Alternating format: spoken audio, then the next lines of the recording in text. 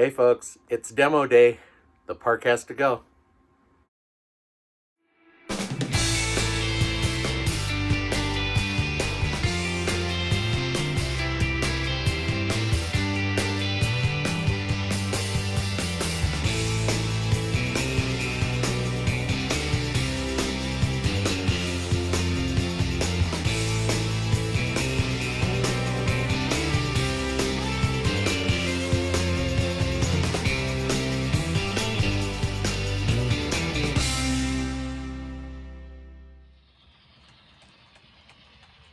Welcome everybody to another edition of Dan's Grand Valley Railroad. Well, this week we finally have figured it out what we're going to do with the brand new diner. I asked all of you last week where we thought we should put it, and pretty much the consensus was everybody agreed where the park is here. Here's the diner. It's going to fit pretty well there, of course, facing the street, but it's a good spot for it. It'll be right on the main street. There's enough room for parking there, and it's going to work pretty well. So, as you can tell by the beginning of my video, it's demo day. We are going to level this part, take the trees out, get all this out of here, and what that's going to entail. We're gonna, be putting some more foam in here, some plaster cloth, and just rebuilding this to a flat area where it can sit, and then getting the building on there, of course, running the wires, and then doing some landscape scenery work. So that's what we're gonna work on. But before we do that, let's go over here and take a look. Now you can see I've got a wire running just over so the train can go under it, but that is running to the Smith Appliances. And as you recall, I wasn't too happy with the roomette inside. It was crooked, and the refrigerator there on that side was leaning. So I decided to go ahead and take it apart. Whoops, let me get that finger out of there. I'm sorry. I went ahead and took it apart and redid it. I don't know if you can see with the glare on the window there, but there's a lady. I've got a lady in there looking at the fridge. Of course, there's a salesman. And then I've got a guy right here. Let's see if I can get this shot in there looking at the TVs. So being able to take the roomette out, I was able to glue some people in there for some extra realism. So that's probably where it's going to go. Now, it has a loading dock on the back, which is right here on this back corner. And as you can see, I've got sort of a little area. It's dirt, but it leads to the dirt road and then down to the paved road. I could essentially pave that, put a little cement pad there for the trucks to back up to, and that could service our loading dock there. So that might just be the perfect place for it. I took the corner store and moved it over here, removed the two tall buildings just for fun, but that's just what I'm looking at now, and just kind of getting ideas for that. But we're going to concentrate on the diner and getting that placed over there this week. Before we get to that though, one other thing. Here comes the New Haven boxcar. I told you it was a little side project. I redid the couplers on it, rebuilt the bottom part, and weathered it. So let's head over to the bench and I'll show it to you a little bit more detail, and then we'll get to the work. All right, so here it is, and you can see the weathering that I did on it. I always wonder if it's too much or not, but this is paint and this won't be coming off, so this is how it's going to be. But yeah, I've got a lot of streaks on here, and then I went on this side and I made some scratch marks, some scrapes, and then some grime and dirt. So, where the door opens, obviously there's some wear there. And then, yeah, just on the ends, got some grime and some rain streaks and marks. And same thing on this side. Did the same thing with the door. Some scrape marks where she opens and closes there. And same thing on this end, some grime and rain marks, and this thing's been out in the weather for quite a few years. And then, of course, underneath, I painted the wood slats brown. I am missing a couple of the brake drums and air tanks and things that would be on here. I'm gonna look for some of those details that I can just glue into those spots. But I went ahead and glued this down. This is metal, as you recall. I installed the new trucks, and then I used KD number 142s, and these are an overset shank, so you can see how the coupler is a little lower than the shank. So I needed that on this because gluing the draft boxes to the bottom of the car made them a little higher than the rest of my cars. So to compensate for that, I needed the lower coupling, basically the overset shank, which works perfectly now. So you saw it going around. It's tracking real well. It's riding nice. It's a good weight, and it's got decent couplings on it now. So pretty happy with that. I think it came out pretty good. And remember, I always say weathering takes these cars from looking like toys to looking realistic. And this looks like something that's been either staged at a customer location or out in a freight yard in heavy use for many, many years. So I think it came out pretty good. What do you guys think? All right, to get started here, of course, we're gonna remove the trees and everything that we can reuse. I may be able to get these cattails out of here and still be able to use them, these plumes, but maybe not. I'm sure I can reuse the rocks, but we're gonna go ahead and get all that stuff out. We have to be very careful that we don't mess with this traffic signal. This may just have to cut off here, be a little greenery there. The parking lot will just come to here. So we'll start getting that stuff off, and then let me show you some of the materials that I imagine I'm going to be using. Remember way back on some of the videos when I did this parking area, this is a sheet of 1/8 foam. This is the Smooth It plaster, but that's foam. So I've got plenty of foam sheets here, assorted sizes. Looks like I've got 1/8, I've got 1/4, and I've got a whole package here of 1/8 inch. So I should be fine for a parking lot that'll be flat like that. Then I also want to make a sidewalk. They're going to go from here all the way around to here. It'll add on like that's on the sidewalk. It'll be a little bit wider, but it'll be a sidewalk. And then of course there'll be an opening where the cars can come in and go out of the parking lot. So we've got plenty of foam sheeting for that. We're also going to be probably, but I'm not sure yet, using some plaster cloth. This is how much plaster cloth I had left over from the kit when I built it. So I've got plenty. If I need to do some sculpting or whatever I need to do, I've got that. So I'm pretty confident that I've got all the materials I need to start it. So let's go ahead. We'll get started on taking off everything we can. All right, so these little trees guys here, I just put them in with some little glue. So yeah, they pop out real easy, and these will be real nice and easy to relocate. Shouldn't be a problem. We'll save everything. I should go get a little container to put everything in, but we'll save everything so that it's ready to go back. And this tree should not be a problem. Yeah. All right. Stones might be a little more of a problem because they are glued down pretty good. I might even need to get a screwdriver under that or something. I see I chipped it, but no matter. A little touch-up paint won't matter one bit. Here, the people will be easy. Let's get them out of there. We'll be reusing them somewhere. And a couple more trees. Just like that, it's looking better already. So, okay, yeah, let me go get a tool to get these rocks off, and then we'll get some container to put everything in. All right, the rocks came out pretty good. You can see, man, some of those really held on pretty good.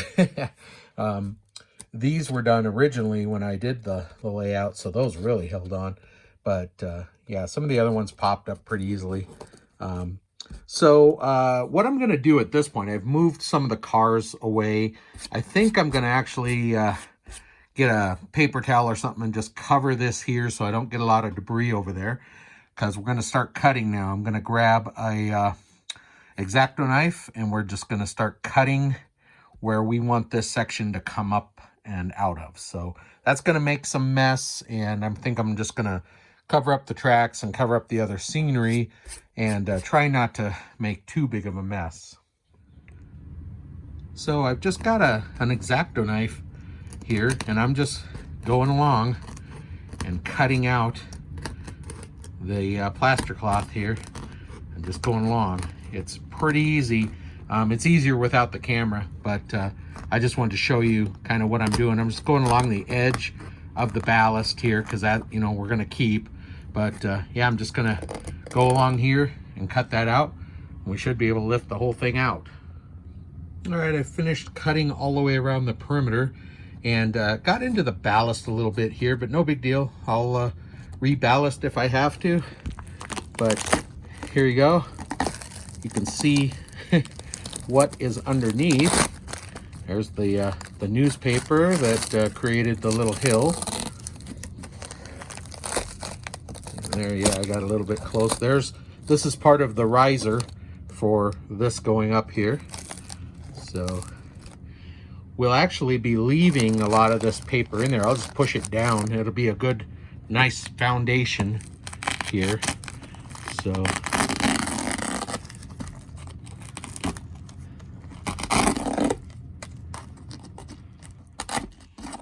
well, some of this is glued down. So okay, let me keep working on this and we'll get it up out of there.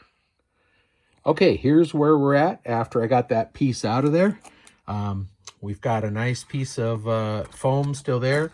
This is where two pieces were joined together, so I'll probably just reinforce that with a little hot glue. But some of these cattails were buried way down in there. I couldn't get them out, so I'll be cutting those off. But looks like we can get a nice sidewalk in here. You know, we've got about 1/8 of an inch. That'll make it proud of the street with a curb. And then we'll cut our other piece to fit in here. We've got enough on this end to support it with the riser. We can make a little more right here. Plenty of support over here with a little hot glue.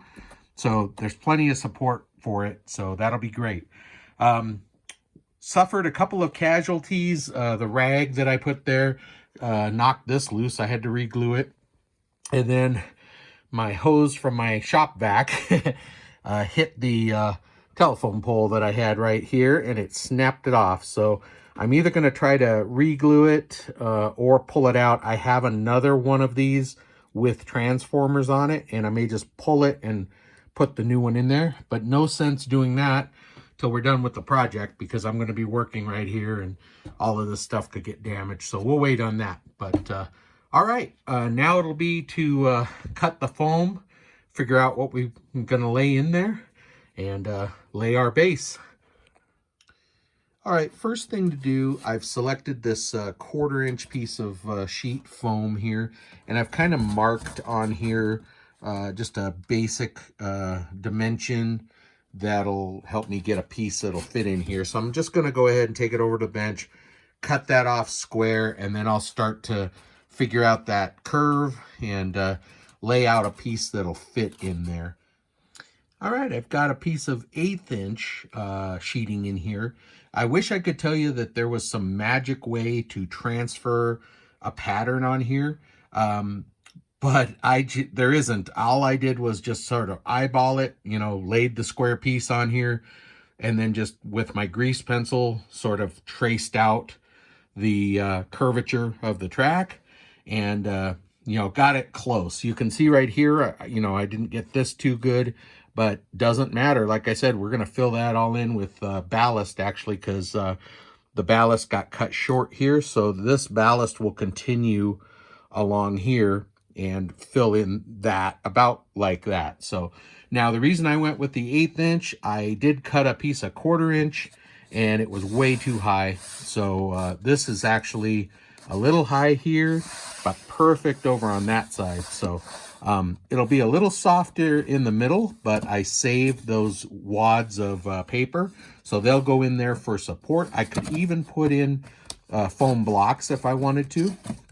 Anything that'll support that, you know, because this is 1/8 inch, but that should be fine. So let me get that a little bit more refined. We'll drill the hole for the wire. We'll get the paper in there. We'll get it glued in, and then we can start on the top side.